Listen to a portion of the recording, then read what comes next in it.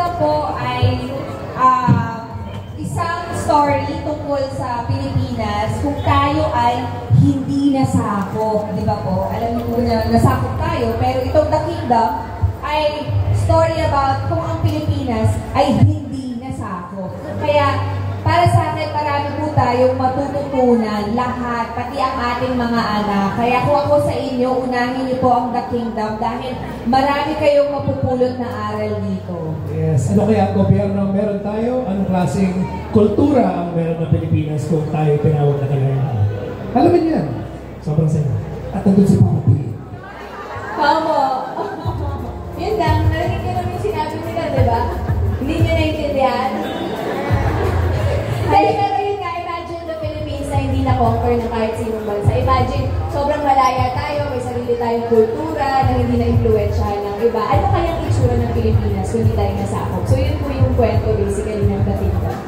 Wow, di ba? Sabi ko pare.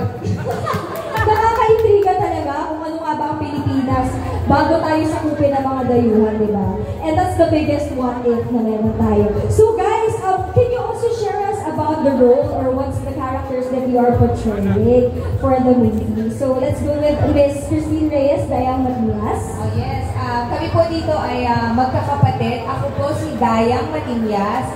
Ang sabi nila, ako daw ang pinakamatalinong anak ng Lakan. Yes, ako naman yung nag-iisang lalaki anak. Ang tawag nila sa akin, ay Magat Magwis. At ako yung hinihiram na pinakamatapang sa magkakapatid.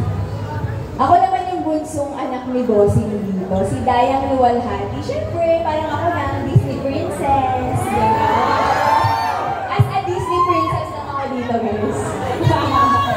Yeah. And I've heard, Sue, di ba parang dream mo talaga makapasok ng Itbulaga? And having Bossing to be one of the lead cast dito, how was working with him? I love Bossing. Nagtatin si Bossing. I'm sure lahat ng tao dito mahal na mahal si Bossing. Pero ibang-iba talaga yung experience kapag kaharap mo na siya. Iba yung presensya ni Bossing.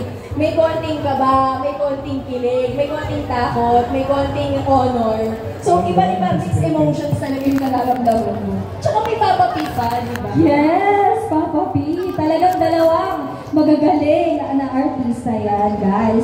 But we're also here, aside from this special event, no, we're also here to celebrate and congratulate Sue for being nominated as 2024 Best Performer in a Musical for Little Shop for Horror.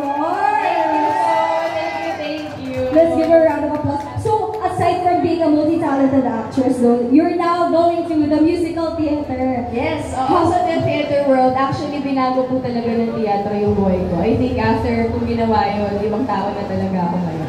Tignan nyo!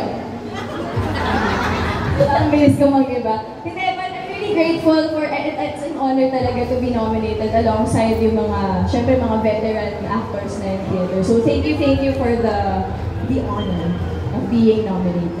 Alright, thank you so much, Sue. So guys, I'd like to invite once again, everybody to purchase the ticket and invite them, promote the movie to them.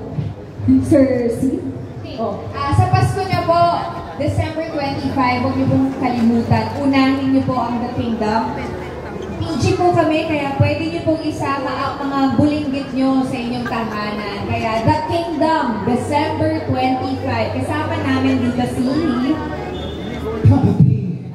at saka siyempre si Bossing Vic Soto. Ayan, sana po ay magbibenta kami ng ticket dyan mamaya sa ticket booth. And you can also take photos with us there. Andun lang kami.